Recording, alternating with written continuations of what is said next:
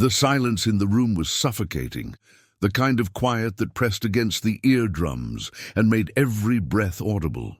Dr. Marcus Webb sat alone at a scarred wooden table, his posture rigid despite the exhaustion that carved deep lines into his face. The crystalline device before him pulsed with a faint, otherworldly luminescence, a soft, azure glow that seemed to breathe in rhythm with something ancient and unknowable. It cast strange shadows across the completed manuscript beside it, 500 pages of careful translation and scholarly commentary that represented the culmination of 18 months of obsession. It meant she had finally accepted what he had been unwilling to admit to himself, that he had made his choice long before this moment, the first time he pressed his palm to the crystalline surface and heard Enosh's voice echoing across 3,000 years of carefully buried history. His own handwriting looked frantic on the page, the letters slanting desperately as though trying to escape the weight of their meaning. He cleared his throat, the sound harsh in the empty room, and began to read aloud. The words felt dangerous on his tongue.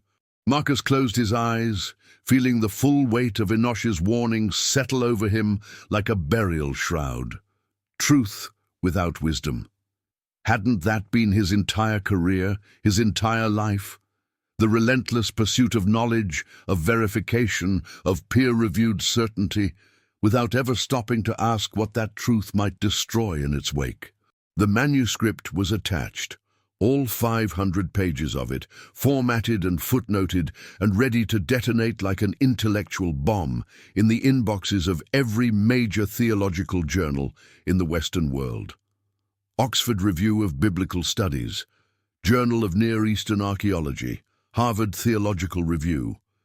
The addresses were already filled in, alphabetically arranged like students in a classroom waiting for him to begin his lecture. His right hand hovered over the trackpad, fingers curved as though holding something fragile. The send button glowed softly in the dim light. One click. That was all it would take.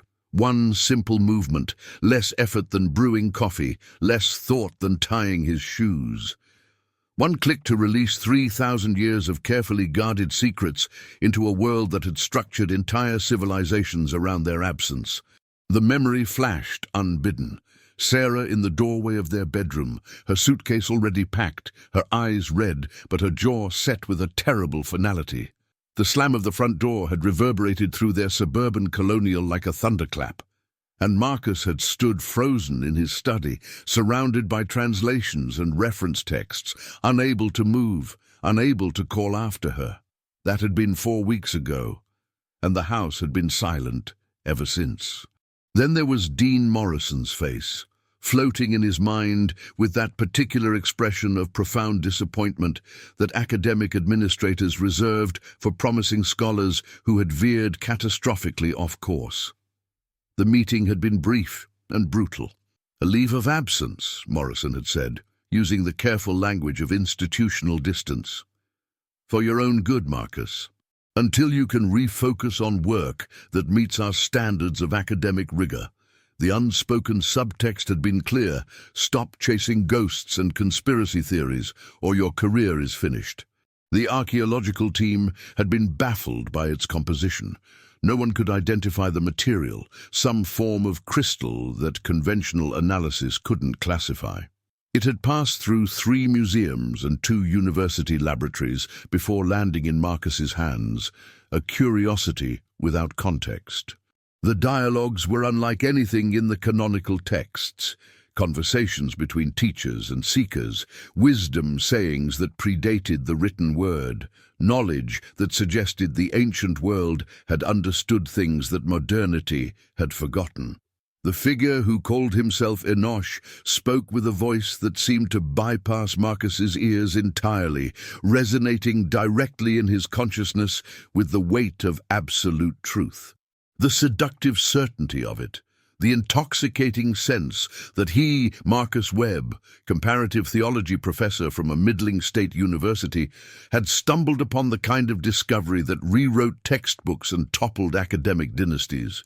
His intellectual pride had feasted on it, gorging itself until nothing else mattered. Not his marriage, not his reputation, not the practical reality of living in a world that would call him either a genius or a madman.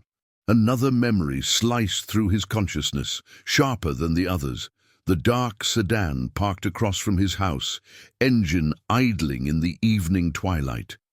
He had noticed it 3 nights in a row before he finally approached, his heart hammering with an anxiety he didn't want to name. The driver's window had rolled down slowly, revealing a clean-cut man in his 30s with eyes that were professionally empty. "Webb," the man had said, not as a question but as a confirmation. "There are people who would prefer this research remain private, for everyone's benefit, including yours." The window had rolled back up, and the sedan had driven away, leaving Marcus standing alone on his suburban sidewalk, feeling suddenly and terribly small. 500 pages, 18 months of work, every translation verified against ancient Sumerian, Akkadian, and Proto-Semitic root structures. Every historical claim cross-referenced with archaeological data.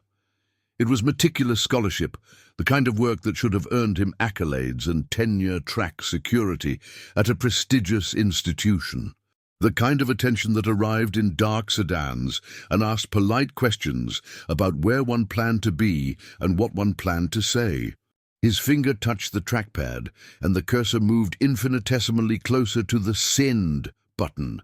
His pulse hammered in his throat. Everything narrowed to this single point of decision. 18 months compressed into the space between intention and action, between the man he had been and the man he was choosing to become. About explaining, finally, why this mattered so much. About asking forgiveness for choosing an ancient whisper over the woman who had shared his life for 15 years. Hadn't every great advance in human understanding required someone willing to shatter comfortable consensus? He pressed the button, sent to 37 recipients. The manuscript was out in the world now, beyond recall, beyond control. The crystalline device pulsed once, as though acknowledging what he had done, and then its light dimmed slightly, settling into a steady glow that seemed almost peaceful, like closing a door on a room he would never enter again. So he set the phone down and turned back to the manuscript, to the crystalline device, to the silence of the room that had become both his laboratory and his prison. Somewhere out in the world, 37 recipients were opening an email that would change everything or nothing, depending on whether anyone chose to believe what he had spent 18 months trying to prove. It had been so much earlier. The first time he touched the device, the first time he heard Enosh's voice, the first time he chose the seductive promise of hidden truth over the messy reality of human connection. Marcus Webb stood at the lectern in Lecture Hall B, his worn leather briefcase resting against the podium, and surveyed the sea of undergraduate faces with the particular satisfaction of a man who knew exactly where he stood in the universe. The morning light filtered through the tall windows, casting geometric patterns across the rows of desks, and Marcus gestured toward the projected image of an ancient Sumerian tablet with the easy confidence of someone who had given this lecture a dozen times before. He explained how scholars reconstructed meaning from damaged clay, how they cross-referenced with other texts, how they maintained rigorous skepticism in the face of incomplete evidence. His voice carried the measured authority of academic discipline, that careful balance between passion and intellectual distance that marked truly skilled professors. A student in the third row raised her hand, asking about the possibility of divine revelation in ancient texts, and Marcus smiled, the patient, slightly condescending smile of a teacher indulging a naive question. He explained with practiced gentleness the difference between faith and scholarship, between belief and verifiable knowledge. The ancient world, he told them, was full of people who claimed to have spoken with gods, and the scholar's job was not to validate those claims, but to understand them in their historical context. Everything in his life moved along established tracks, predictable and comfortable. He had tenure, respect, a methodology that had served him well for 15 years. The mysteries of the ancient world were puzzles to be solved with careful research and peer review, not revelations to be experienced. The town was famous for its UFO obsession, its alien-themed restaurants and conspiracy tourist shops, its annual festival celebrating a crashed weather balloon that half the population insisted was an extraterrestrial spacecraft. Marcus found it all mildly entertaining, the way an anthropologist might observe a cargo cult with detached professional interest. He lived here because the university position had been good and the cost of living reasonable, because Sarah had family in the area, because the desert sky offered spectacular viewing conditions for his hobby.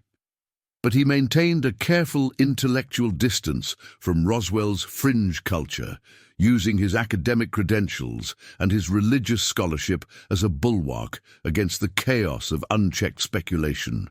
He believed in evidence, in careful analysis, in the measured progression of verified knowledge. In the kitchen, he made himself a simple dinner of pasta and salad, eating alone at the counter while scrolling through his phone, reading the latest articles in the Journal of Biblical Literature. It was really just a shed with a retractable roof and a decent telescope, but Marcus had spent countless nights here, mapping constellations and studying the heavens with the same methodical patience he applied to ancient texts. The ritual was soothing, grounding, a reminder that the universe, for all its vastness, operated according to laws that could be understood and measured. He opened the roof panel, feeling the mechanism glide smoothly on its tracks, and the cool desert night air rushed in, carrying the scent of sage and distant creosote. The sky above was spectacular, unpolluted by city lights, a vast canvas of stars that seemed close enough to touch. Marcus adjusted his telescope, angling it toward Jupiter, and settled into his observation chair with the satisfied sigh of a man in his element. On the small table beside him sat his current reading, a leather-bound copy of Aramaic scripture that he had been working through as part of his research into first-century linguistic patterns. He read a passage aloud, practicing the pronunciation, letting the ancient syllables roll off his tongue. The language was beautiful in its precision, economical and poetic in ways that English translation could never quite capture. He was midway through a particularly interesting verse about the nature of testimony and witness when the air in the observatory changed. It was subtle at first, a shift in pressure perhaps, or an alteration in temperature that his body registered before his conscious mind could name it. Marcus looked up from his book, his scholarly instincts prickling with vague unease. The figure was simply there, as though it had always been standing in the corner of the observatory, and Marcus had only just now chosen to notice it. There was no dramatic flash of light, no sound of arrival, no theatrical announcement. One moment, Marcus was alone with his telescope and his ancient text, and the next moment, he was not. The proportions were subtly off, the movements too fluid, the presence too absolutely still when motionless. But what froze Marcus in his chair, what made his heart hammer with a terror that cut through 15 years of academic skepticism, was that the figure spoke. The figure's voice was neither male nor female, neither young nor old, but carried a weight of authority that seemed to bypass Marcus's ears and resonate directly in his chest. The figure said, in response to the verse Marcus had just read aloud, "You study the testimony of witnesses, Professor, but you have never met one who can testify to what he has seen with his own eyes." His mind raced through possibilities, hallucination, stroke, elaborate prank, but none of them fit the raw, immediate reality of the presence before him. This was happening. Whatever this was, it was actually happening. Enosh's face was calm, almost compassionate, but there was something ancient in the eyes, something that had witnessed things Marcus's scholarly methodology had no framework to contain. Not in the tabloid sense that Roswell celebrated with plastic alien figurines and conspiracy documentaries, but in a theological sense that made Marcus's carefully constructed intellectual categories collapse like a house of cards in a windstorm. A world, Enoch said, that had been evangelized by Christ himself during the 40 days between the resurrection and the ascension. Those mysterious missing days that the Gospels mentioned but never fully explained. Marcus's mind reeled. He had built his career on analyzing ancient religious texts with scholarly detachment, on maintaining the careful boundary between faith and evidence, on treating miraculous claims as cultural artifacts rather than literal truth. And now something stood in his backyard observatory, speaking perfect first-century Aramaic, and claiming to represent proof of the most extraordinary theological speculation imaginable. Enoch reached into the folds of its garment. If it was a garment, Marcus's eyes couldn't quite process what he was seeing, and produced a crystalline device. It was roughly the size of a thick book, translucent but not transparent, and it pulsed with that same soft azure light that Marcus would later come to know with obsessive familiarity. The object seemed to exist in slightly more dimensions than Marcus's eyes could properly track, its edges suggesting geometries that hurt to observe directly. Knowledge that had been kept separate from Earth's theological development, preserved in a form that Marcus's world was only now advanced enough to begin to access and understand. Enoch explained that Marcus had been chosen not for any particular virtue or readiness, but because his skills and position made him capable of receiving this knowledge and determining what to do with it. The choice itself, Enoch said, would be Marcus's alone. The device would reveal its contents to him, and he would have to decide whether revelation served or destroyed belief. Every instinct of academic caution, every protective mechanism of scholarly skepticism screamed at him to reject this, to call it madness, to return to the safe world of peer-reviewed journals and tenure committee meetings. But even as the thought formed, he knew it was already too late. The moment Enoch had spoken, in that perfect, impossible Aramaic, the moment the device had pulsed with its otherworldly light, Marcus's ordinary world had ended. Enoch placed the crystalline device on the table beside Marcus's Aramaic text, the juxtaposition almost mocking in its symbolism, the ancient scholarship beside the impossible artifact, the studied reconstruction beside the primary source. The figure spoke one final time, a warning or a blessing or perhaps both. Truth without wisdom is the seed of division, Professor. Remember this when the device shows you what it contains. The academic part of his mind was already cataloguing questions. Composition analysis, provenance verification, electromagnetic readings. But a deeper part of him, a part that he had carefully suppressed beneath layers of scholarly methodology, knew that those questions were ultimately irrelevant. This was a revelation-demanding response, a truth that would require him to choose between the comfortable certainty of his ordinary world and the terrifying possibility that everything he thought he knew about faith, history, and the boundaries of reality was merely a shadow of something far more complex. Marcus looked at the message, then back at the device, feeling the weight of the moment crystallize into choice.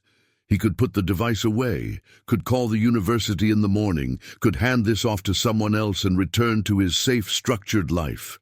The voice that spoke was not Enoch's but another, carrying an authority and compassion that made Marcus weep without knowing why.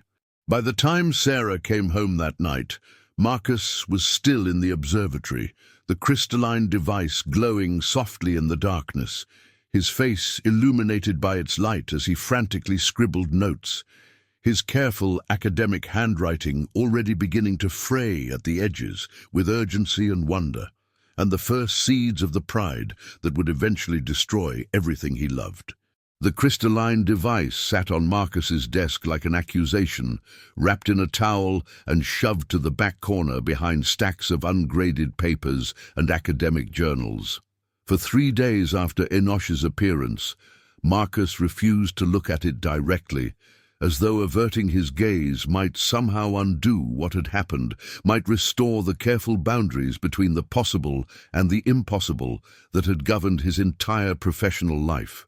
He threw himself into normalcy with desperate intensity. He taught his classes with extra fervor, expanded his office hours, volunteered for committee work that he usually avoided. At home, he was attentive to Sarah in ways he hadn't been in months, cooking elaborate dinners and asking about her day with focused interest. She seemed pleased but confused by the sudden attention, and Marcus could see the questions forming behind her eyes, questions he absolutely could not answer. He made an appointment with his doctor under the pretense of routine physical concerns, but really to ask careful sideways questions about hallucinations and cognitive dysfunction. There was no medical explanation for what he had experienced.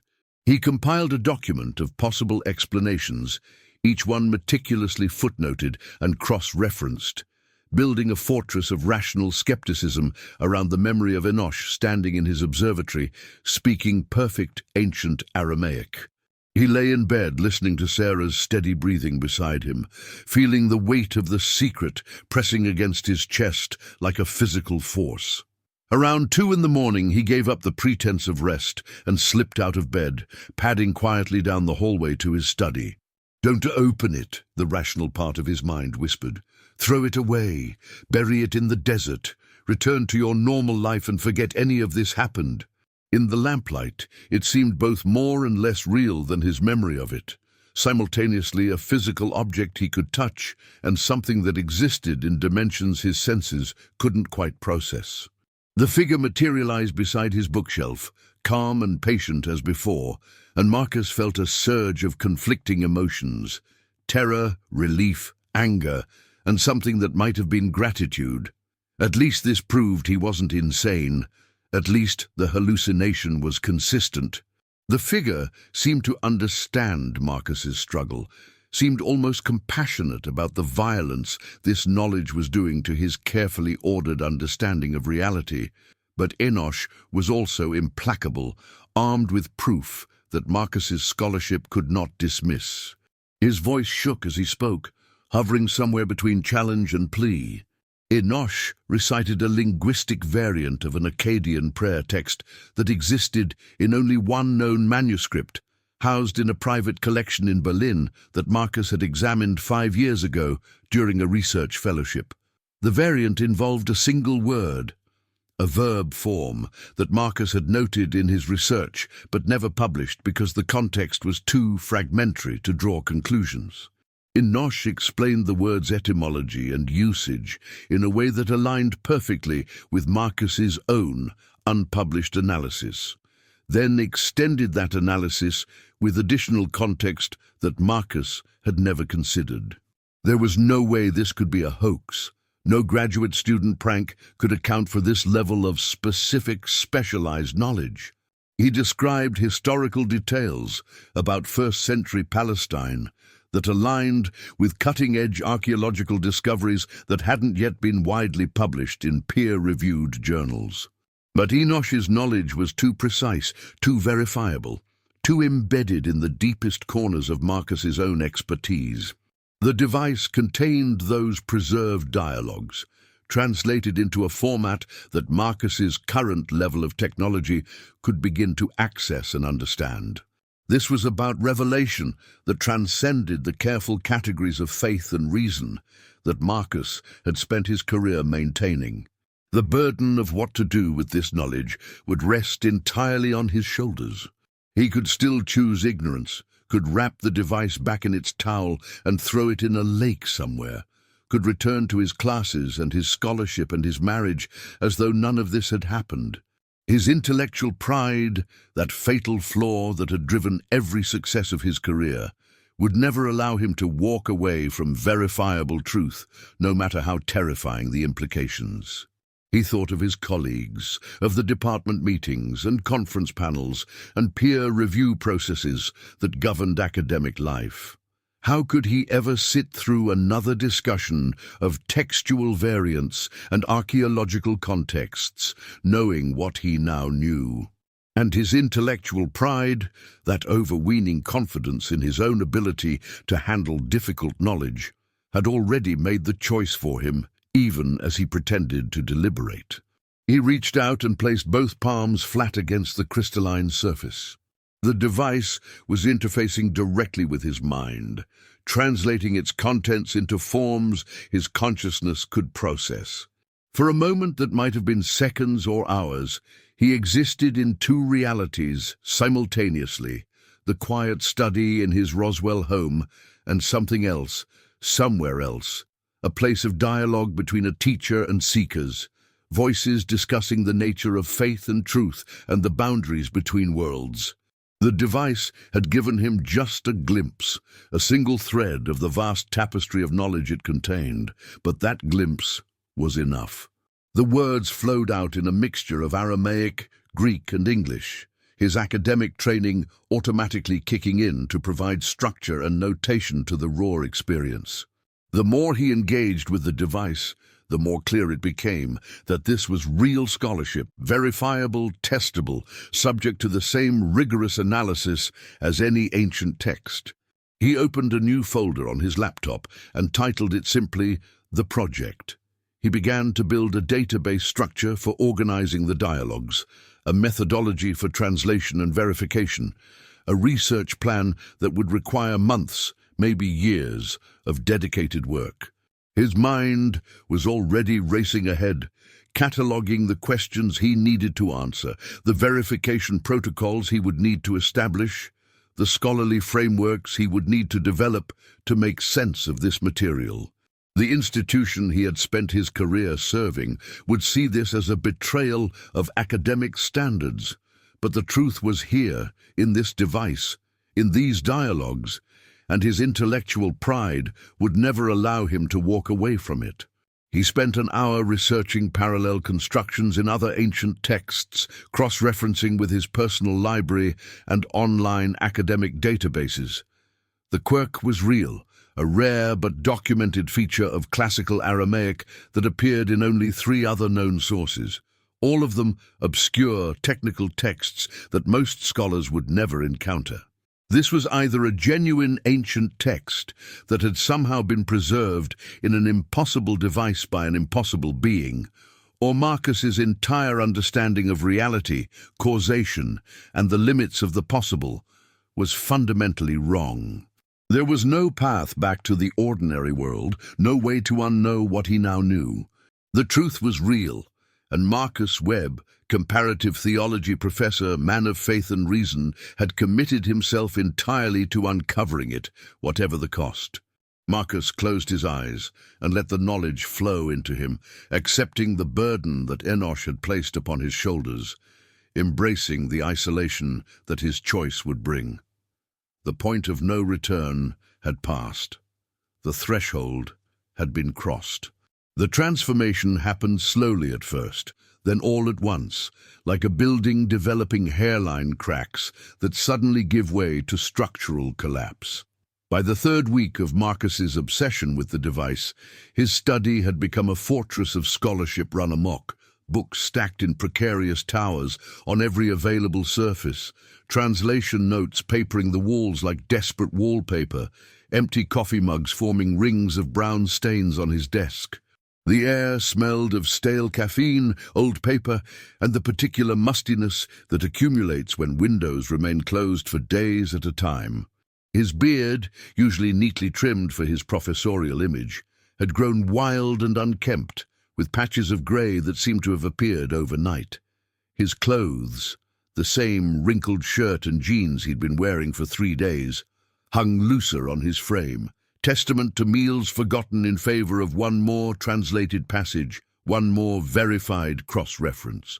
Each time Marcus placed his hands on the crystalline device and felt the flood of information cascade through his consciousness, it was like touching pure truth, unfiltered by interpretation or scholarly debate. The dialogues were profound in ways that made his decades of academic work feel like kindergarten exercises. Here was Christ, or the voice claiming to be Christ discussing cosmology with seekers from another world, explaining theological concepts that human Christianity had never fully developed, answering questions that Earth's faithful had never thought to ask. An astronomical observation aligned perfectly with stellar positions that could be calculated for that exact historical period.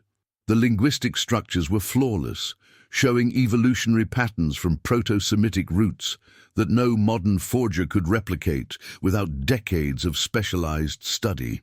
Every test he applied confirmed what his gut had known since that first night. This was real. Marcus had always been meticulous about his classes, arriving early to set up presentations, staying late to answer student questions. Now he stumbled into lectures unprepared, his mind elsewhere, jumping tangentially from the assigned material to obscure textual variants that had suddenly taken on new significance in light of the device's revelations. Students exchanged confused glances as he rambled, his usually organized lectures devolving into stream-of-consciousness explorations of concepts they lacked the framework to understand. Marcus read them with distant irritation, the way one might swat at a mosquito while engaged in more important work. Didn't they understand what he was on the verge of discovering? Didn't they see that their bureaucratic concerns about syllabus compliance and student evaluations were laughably insignificant compared to the cosmic truth he was documenting? His intellectual pride, that fatal flaw that had always been his greatest strength and weakness, had metastasized into something approaching megalomania. He was the chosen one, the singular scholar selected to receive this knowledge. Not the prestigious academics at Oxford or Harvard, not the celebrated theologians with their endowed chairs and published monographs, but him, Marcus Webb, from a middling state university in New Mexico. The thought filled him with vindication and a dark, thrilling sense of destiny. They had collaborated on a paper about Aramaic loanwords in Greek biblical texts, had served together on dissertation committees, had shared the particular camaraderie of academics who respected each other's work. If Marcus was going to confide in anyone, it would be James. He was exhausted, wired on coffee and adrenaline, and the boundaries between caution and compulsion had worn dangerously thin. James had stopped by to check on him after hearing concerns from other faculty members, and Marcus, in a moment of desperate need to share the magnitude of what he'd discovered, made a catastrophic error in judgment. A theoretical scenario about a scholar who had access to potentially authentic first-century texts from an unusual source. He described some of the linguistic features, the historical corroborations, the theological implications, all in careful academic language, maintaining the pretense of scholarly speculation rather than personal experience. James listened with increasing concern, his expression shifting from interest to worry to something that looked disturbingly like pity. When Marcus finally ran out of words, breathless and wild-eyed, James was quiet for a long moment before speaking. These hypothetical texts you're describing, they sound like wish-fulfillment fantasy, not scholarship. The kind of thing someone might construct when they're under tremendous stress and looking for meaning. Marcus tried to explain, tried to convey the rigorous verification he had performed, but every word seemed to deepen James's concern rather than convince him. After James left, Marcus sat alone in his office, trembling with a mixture of rage and despair. They didn't understand. They couldn't understand. Their minds were too small, too constrained by conventional thinking to grasp what he was trying to share.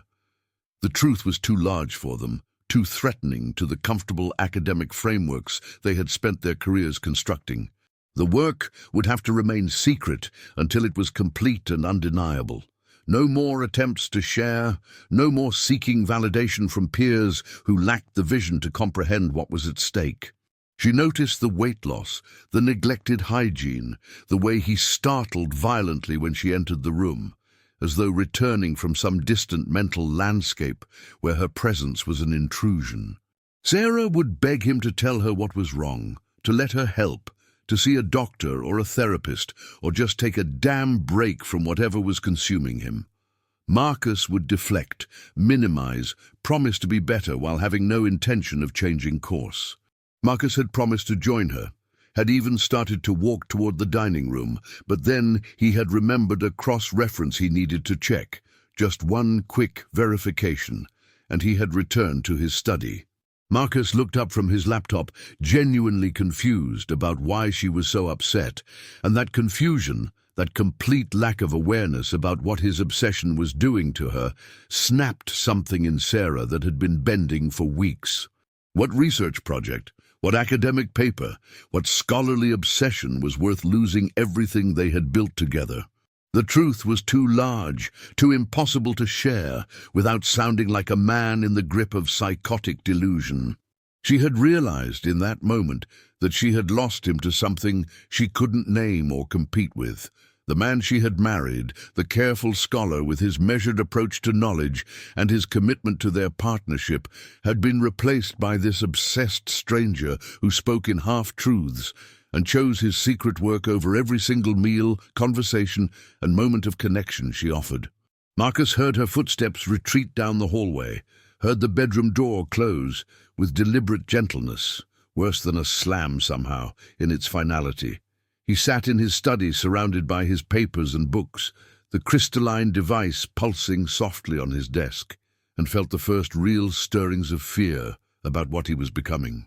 Because even as his marriage crumbled and his career imploded and his friend looked at him with pity, the discoveries kept coming. Each verified passage was a hit of pure intellectual triumph, a taste of the vindication that awaited him when he finally published this work and forced the academic world to acknowledge what he had found. The dialogues were revealing a Christianity more complex and cosmic than anything human theology had conceived, a faith that spanned worlds, that engaged with questions about consciousness and creation and the nature of divine presence in a universe far stranger than the tidy cosmology of traditional doctrine. He verified a historical reference that aligned perfectly with an obscure archaeological discovery from 6 months ago that hadn't yet been widely reported. He documented linguistic patterns that demonstrated stylistic consistency across dozens of different dialogue segments, proving that this wasn't random fabrication but a coherent body of teaching. Each verified detail was proof that he was right, that his sacrifice was justified, that history would vindicate his choices even if the present condemned them. His closest colleague now avoided him in the hallways. His marriage was dying by inches, suffocating under the weight of secrets he couldn't share and obsessions he couldn't explain. And the terrible realization that haunted him was this: even knowing the cost, even watching his world collapse around him, he couldn't stop, wouldn't stop. The truth was too important, too profound, too utterly essential for him to walk away from, even if walking away might save everything else he had once cared about. His professional identity had become a source of censure rather than respect. Marcus Webb was crossing a threshold from which there could be no return, trading everything he had been for the terrible privilege of being the one who knew the truth. The isolated, exhausted, increasingly desperate keeper of knowledge that would either vindicate or destroy him. The breakthrough came on a Tuesday evening. 3 months into Marcus's descent, he had been translating a particularly dense section of the dialogues, wrestling with grammatical structures that seemed to shift and evolve as he worked with them, when suddenly the meaning clicked into focus with devastating clarity.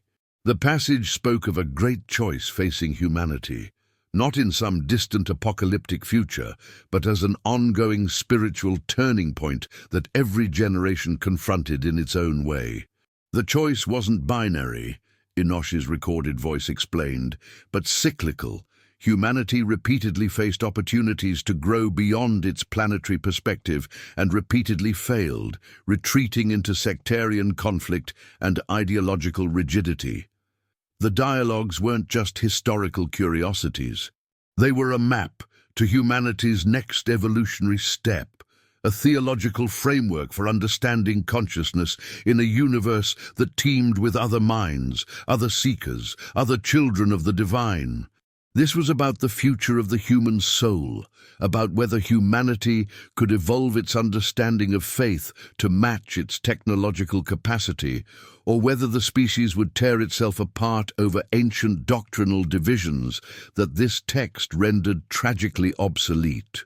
Marcus's position straddling faith and scholarship, his location in Roswell with its culture of fringe belief and scientific skepticism, his personality with its fatal flaw of intellectual pride that would drive him forward even when reason said to stop. All of it made him the perfect vessel for this knowledge, chosen not for his worthiness, but for his usefulness. The knock on his office door came the following afternoon. Marcus had been avoiding campus as much as possible, teaching his reduced class load and then disappearing back to his home fortress of research. But there were still administrative tasks that required his physical presence, forms to sign, meetings he couldn't avoid without triggering even more intervention from concerned colleagues. The man in the doorway was perhaps 50, wearing an expensive charcoal suit that was subtly wrong for an academic environment. Too tailored, too expensive, speaking of money and power that operated in different spheres than university budgets and tenure committees.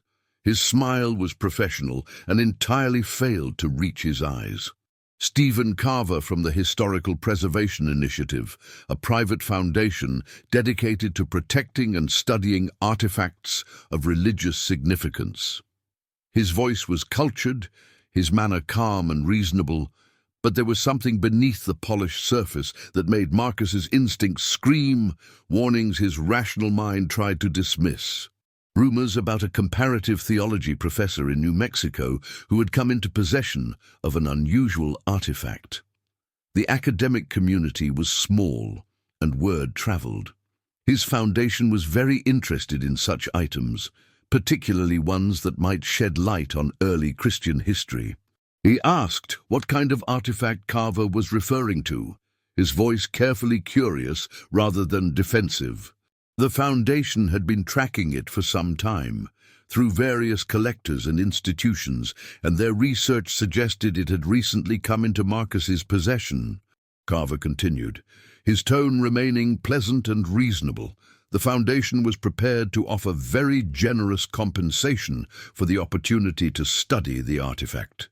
Full credit to Marcus for any discoveries, of course. Access to resources that far exceeded anything a state university could provide. The chance to work with the world's leading experts in ancient religious texts and archaeological verification. And if Marcus wasn't interested in compensation, Carver added, his voice taking on a harder edge, perhaps he might consider the security implications. Artifacts of this nature sometimes attracted dangerous attention. Academic obsession could make a person vulnerable, isolated, unable to protect what they valued most. Marcus heard it clearly: cooperate and profit, or resist and face consequences that extended beyond professional censure into realms of physical danger. He thought of the dark sedan that had been parked outside his house weeks ago, the clean-cut man with empty eyes who had delivered a similar warning. His research was conventional, his methods standard. Carver was welcome to speak to the department chair if he had concerns about academic integrity. The Foundation had ways of protecting valuable discoveries that individual scholars lacked. Accidents happened to isolated researchers. Tragic, but preventable with the right partnerships. The truth he had uncovered wasn't just academically controversial. It was existentially dangerous to power structures that had invested centuries in controlling religious narrative. Organizations existed, apparently, that were willing to use polite violence to maintain that control. The truth was so important, so threatening to established order, that shadowy forces were mobilizing to contain it. His intellectual pride fed on the validation, even as his survival instincts screamed at him to comply, to hand over the device and walk away while he still could. The final explosion happened 3 days later, on a Saturday evening, when Sarah had decided she could no longer live in the same house with Marcus's obsession. She had been planning her departure carefully, Marcus realized later, packing slowly, making arrangements, preparing herself for the break. But when the moment came, it still felt sudden, inevitable, and utterly final. He found Sarah pulling suitcases from the closet, her face set in an expression of determined grief that he recognized from her mother's funeral years ago. The look of someone who had accepted a terrible loss and was now simply executing the practical steps of survival. She told him, her voice carefully controlled, that she was leaving, that she had tried to understand, tried to be patient, tried to believe that whatever he was going through would pass. But she couldn't compete with a ghost, with an obsession, with whatever had possessed him and wouldn't let go. She had lost him to something she couldn't see or fight, and staying would mean watching herself disappear along with their marriage. Marcus felt panic rising in his chest, that suffocating sense of loss that had been theoretical until this moment, suddenly becoming devastatingly real. He tried to explain, tried to find words that would convey the importance of his work without revealing the impossible truth that would make her think he had lost his mind entirely. He heard himself minimizing her concerns, accusing her of not understanding the significance of what he was doing, suggesting that her inability to appreciate his work was a failure of vision rather than a reasonable response to his obvious breakdown. She asked him if he could hear himself, if he had any awareness of how he sounded, how he looked, how completely he had abandoned their life together for a research project he refused to explain and couldn't seem to finish. Sarah accused him of caring more about dead languages and ancient texts than about his living, breathing wife, who had stood beside him for 15 years. Marcus shouted that she had no idea what was at stake, that history would vindicate him even if she couldn't see it now. That truth mattered more than comfort, more than their marriage, more than her. He had finally admitted it out loud, the calculation that had been driving him all along. Marcus stood frozen, listening to her car start in the driveway, watching through the window as the taillights disappeared down the street. The house settled into silence around him, and he felt something break inside his chest that he knew would never fully heal. But even in that moment of devastation, a terrible part of him was already calculating how much time he could devote to the work now without the distractions of a marriage to maintain, without having to pretend normalcy or explain his absences.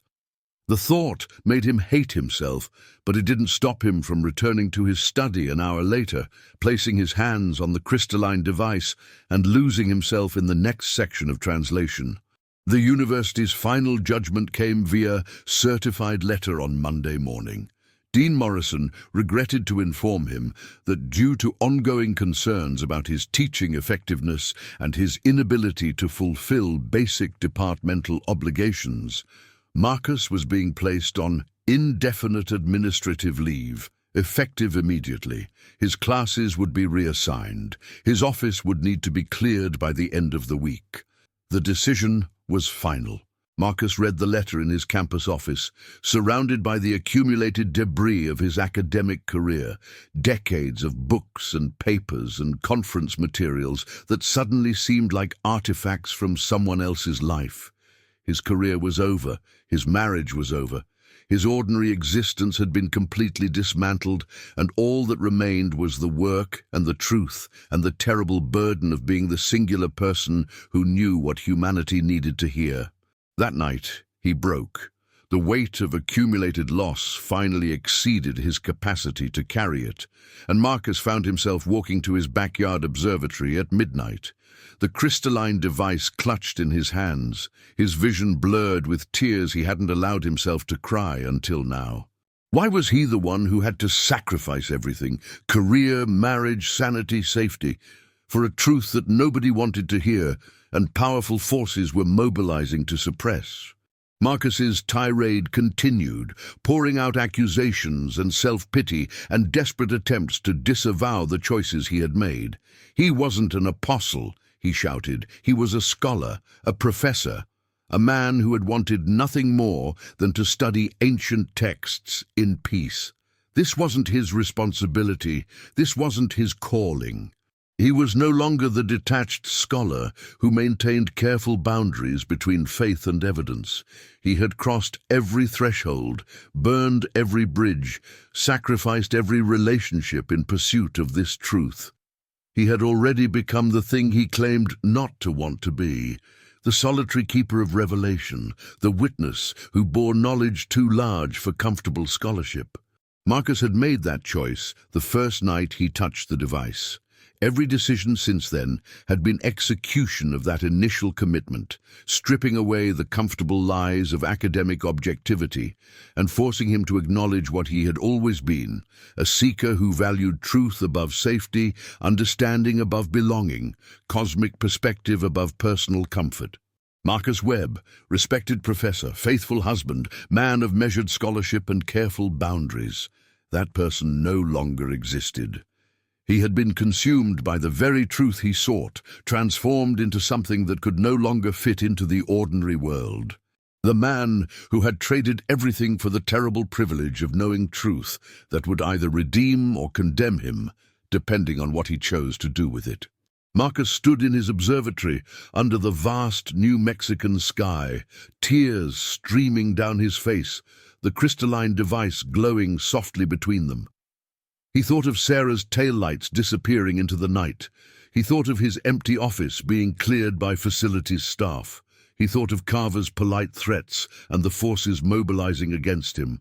And he thought of the dialogues, the cosmic Christianity waiting to be revealed, the map to humanity's next evolutionary step sitting in his translations, ready to either transform or divide the world depending on how it was received.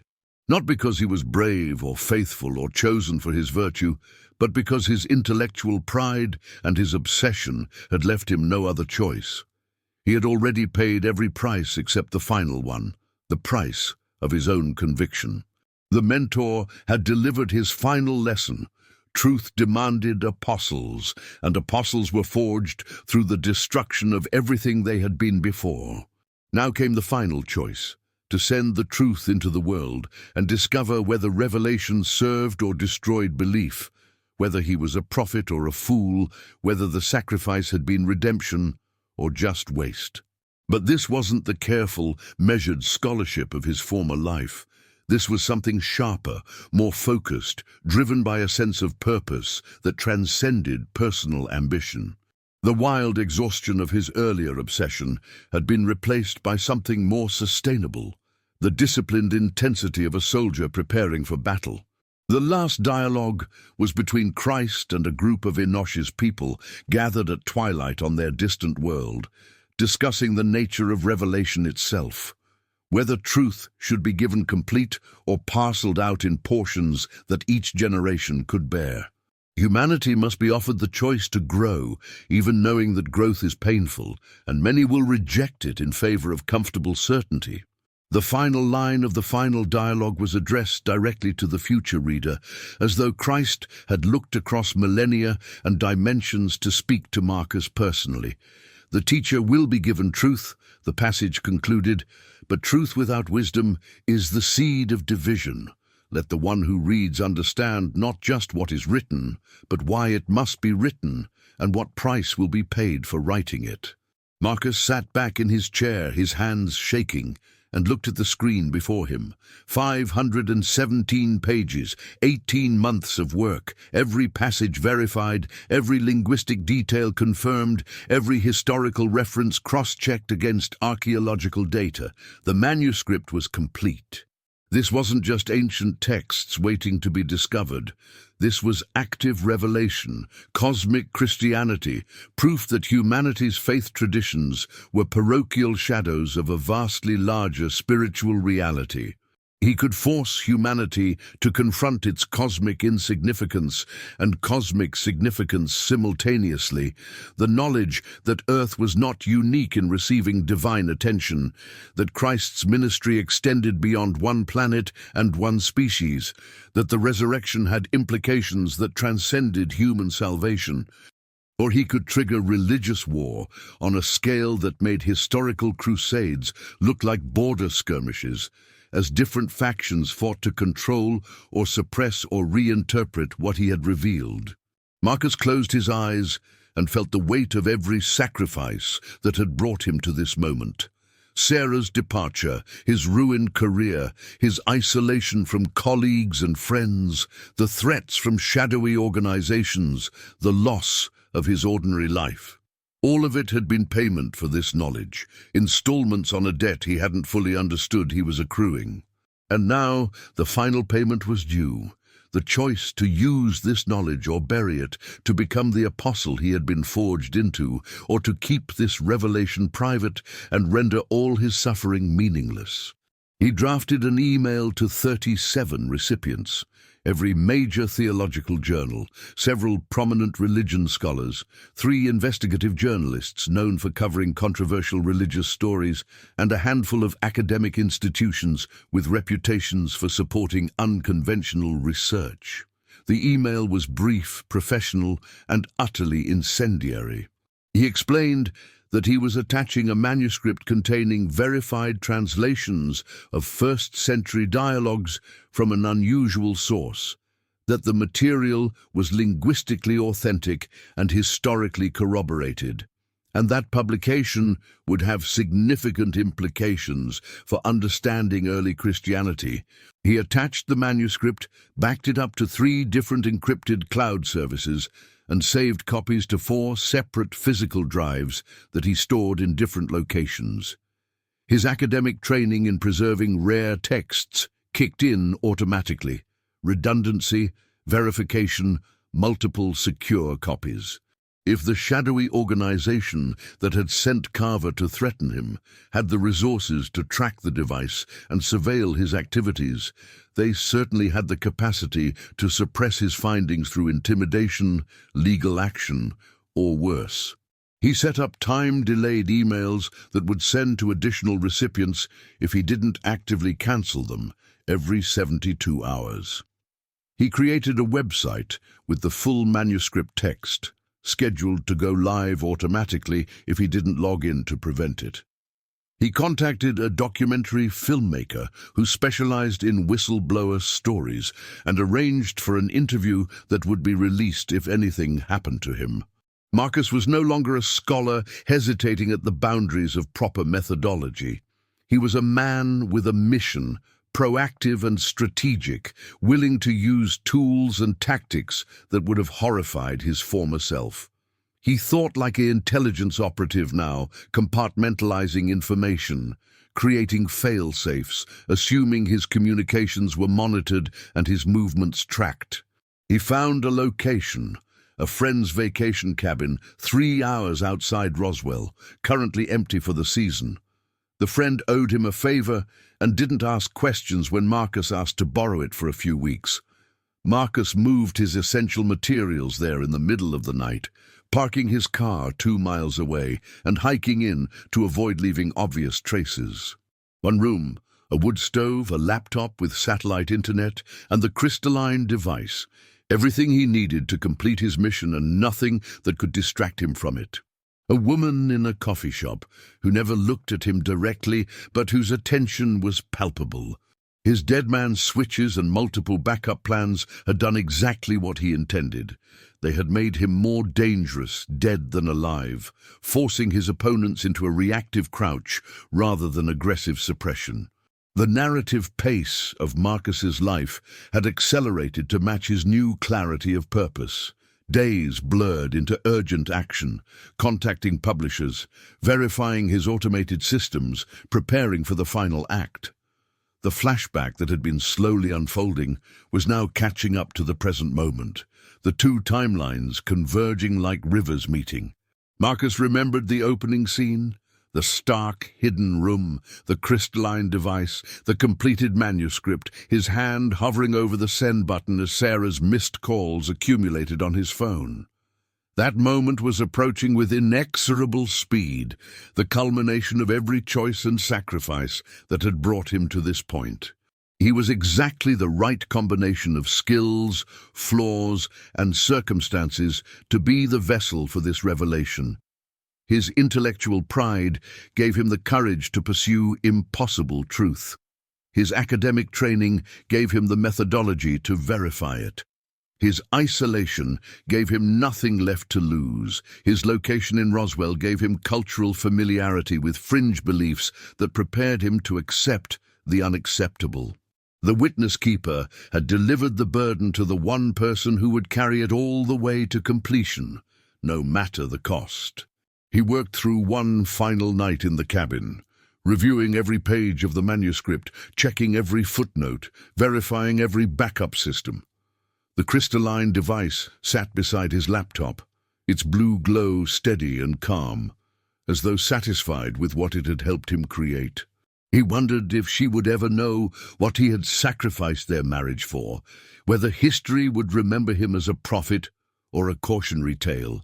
All that remained was the final choice, to press send or to hold back, to become the apostle of cosmic revelation or to keep this knowledge private and let humanity continue in its comfortable parochial ignorance. Everything he had become converging into this single moment of irrevocable decision. And Marcus, having paid every price except this final one, prepared to make the choice that would define not just his legacy, but potentially humanity's next step in understanding its place in a cosmos far stranger and more sacred than it had ever imagined. His finger hovered over the trackpad, the cursor positioned precisely over the send button. The crystalline device pulsed softly beside the laptop, its azure glow casting strange shadows across the completed manuscript. 517 pages, 18 months of obsession, the truth that had cost him everything. The number felt like an indictment, a tally of all the times he had chosen this truth over the people who had once mattered to him. The phone was dark now, silent for hours. She had stopped calling. She had stopped hoping he would choose her over his obsession. The verse stared back at him, the letters slightly smudged where his hand had trembled while writing. He read it aloud one final time, letting each word settle into his consciousness with the gravity it deserved. Truth without wisdom. He had been so focused on the first part of the equation, on verifying the truth, on documenting it with scholarly rigor, on proving its authenticity beyond any doubt, that he had completely ignored the second part. The final test had never been about having the courage to reveal the truth. Any fool with internet access and a martyr complex could dump explosive information onto the world and call it revelation. The real test, the one that Enosh had been preparing him for through all his ordeals and transformations, was about having the wisdom to know how and when and to whom this truth should be delivered. Marcus looked at the draft email, at the 37 recipients who would receive his manuscript simultaneously if he pressed send.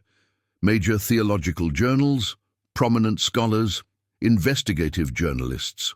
The manuscript would spread like wildfire through academic and media circles, creating an instant sensation and immediate controversy. Religious fundamentalists would denounce it as heresy or demon-inspired deception. Skeptics would dismiss it as elaborate fraud, regardless of the linguistic evidence.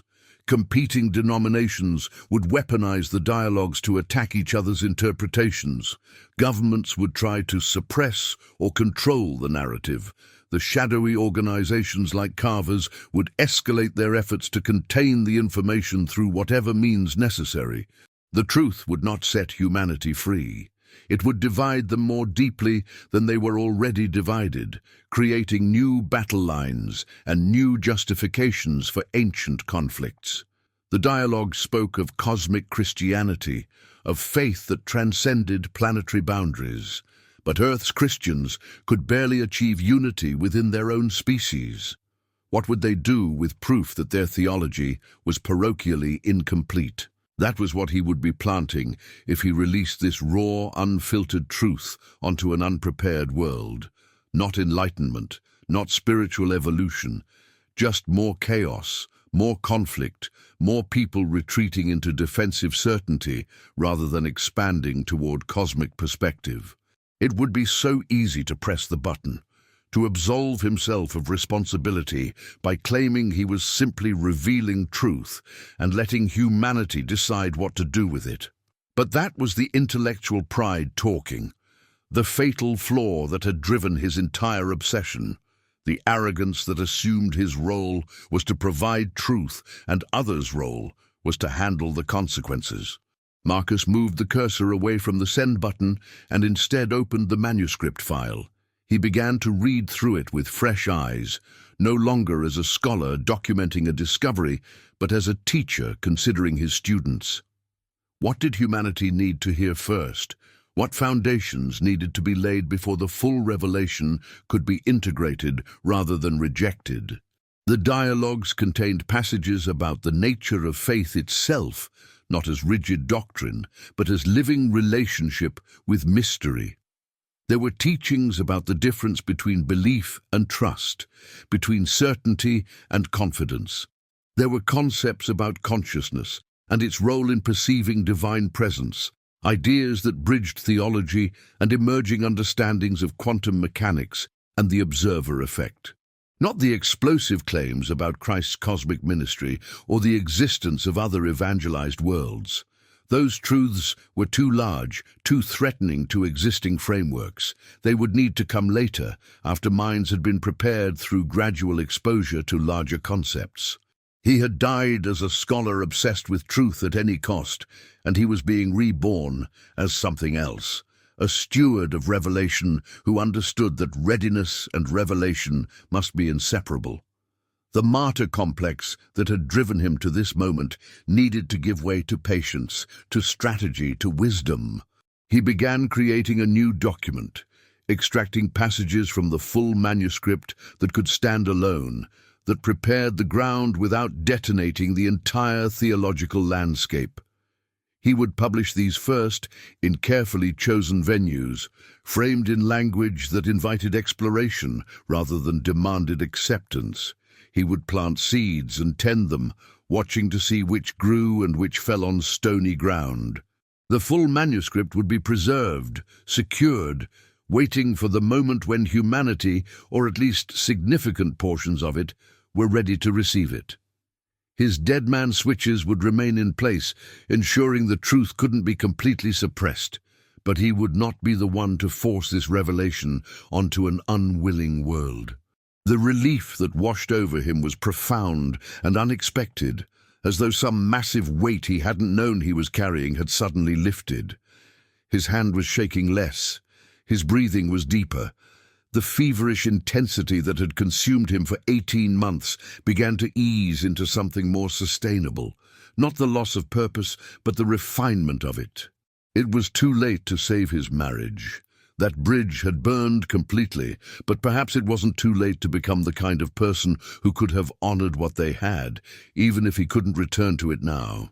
The university, perhaps out of pity, or perhaps recognizing something changed in him, offered him a part-time adjunct position teaching introductory comparative religion. It was a humiliating demotion from his former tenure-track status, but Marcus accepted it without the defensive pride that would have consumed his earlier self. Marcus stood at the lectern in a small seminar room, nowhere near the prestigious Lecture Hall B, where he had once performed his carefully scripted academic lectures, and looked at the 15 undergraduates scattered across the chairs. Most were there to fulfill a general education requirement. Few had any deep interest in theology or religious studies. They were, in many ways, exactly the audience he needed. He had been teaching for 3 months now, and something subtle had shifted in his approach. The lectures were still academically rigorous, still grounded in proper methodology and careful analysis. But there was a new dimension to them, a layering of concepts that worked on multiple levels simultaneously. Students who wanted simple information about world religions got exactly that. But students who listened more carefully, who engaged with the deeper implications of what he was teaching, encountered ideas that challenged their assumptions about the boundaries between faith traditions and the nature of revelation itself. He traced the concept through various religious traditions, showing how many faiths contained some version of this idea. Then he pushed further, asking questions that most introductory courses avoided. What if faith required not just accepting ancient truths, but remaining open to new understanding as human consciousness evolved? Marcus paused, feeling the weight of the crystalline device that sat hidden in his home office, the complete manuscript that waited in encrypted files for a future readiness. He chose his words carefully. That revelation and readiness must be partners, not adversaries. Marcus continued the lecture, weaving concepts from the dialogues into his teaching without attribution, without claims of special knowledge. He was planting seeds in fertile soil, preparing minds to eventually receive truths that would have destroyed them if delivered prematurely. She asked, with the particular intensity of a seeker recognizing something in a teacher, whether he had reading recommendations beyond the standard textbook. She wanted to go deeper into these concepts of progressive revelation and faith that could survive truth. He told her that real seeking always involved discomfort, but that discomfort was different from destruction. That evening, Marcus returned to his small apartment. He had moved out of the house he had shared with Sarah, leaving her that remnant of their former life, and sat in his modest study. The crystalline device sat on a shelf, dormant now, but still pulsing with its faint azure glow. He had learned to interface with it in less destructive ways, treating it as a resource rather than an addiction. The Dead Man's switches were still active, the backup copies still secure. The full manuscript existed in multiple locations, protected but not published. If something happened to him, if the shadowy organizations ever succeeded in silencing him, the truth would still survive and spread, but on his terms, at the pace he chose, to the audiences he selected. Marcus pulled up a draft of his next publication, a paper for a mid-tier theological journal about linguistic patterns in first-century Aramaic texts that suggested greater contact between different religious communities than traditionally assumed. It was drawn from the dialogues but presented as conventional scholarship, challenging existing assumptions without making impossible claims. This was how the truth would emerge, not as explosion, but as erosion, gradually wearing away the rigid certainties that prevented humanity from accepting larger realities. Not the harsh glare of an aircraft or satellite, but something more subtle, a distortion in the air itself, like heat waves in reverse, forming a pattern that his academic mind couldn't classify, but his transformed intuition recognized. He thought about the journey that had brought him here.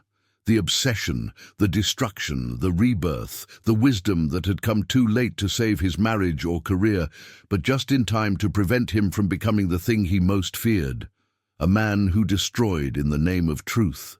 It was about understanding that faith strong enough to survive truth was the only faith worth having, and that his role was to strengthen that faith in others by preparing them gradually rather than shocking them catastrophically. Marcus returned to his desk and continued his work, planting seeds that would grow in their own time, teaching students who would carry concepts forward without knowing their full source, serving as a steward of revelation who understood that the greatest wisdom was knowing when to speak and when to wait. He had become the teacher he was meant to be, not through pride or obsession, but through transformation and humility learned at terrible cost.